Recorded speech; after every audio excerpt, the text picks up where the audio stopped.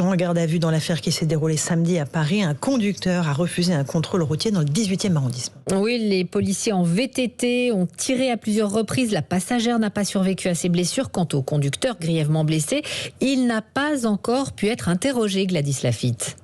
Non, il a été placé brièvement en garde à vue à l'hôpital, mais finalement, son état ne lui permet pas de répondre aux questions des autorités. D'abord, dans le cadre de l'enquête dont il fait l'objet pour tentative d'homicide sur personne dépositaire de l'autorité publique.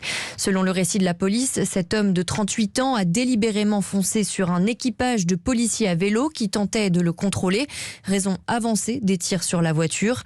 L'homme blessé au thorax roulait sans permis et compte près de 80 mentions au fichier du traitement des antécédents judiciaire.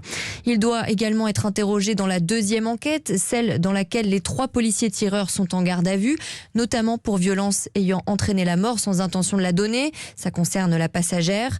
L'IGPN, la police des polices, doit déterminer si la légitime défense s'applique dans ce cas précis. Le qualificatif d'enquête choisi montre pour l'instant que l'intention de tuer n'est pas privilégiée.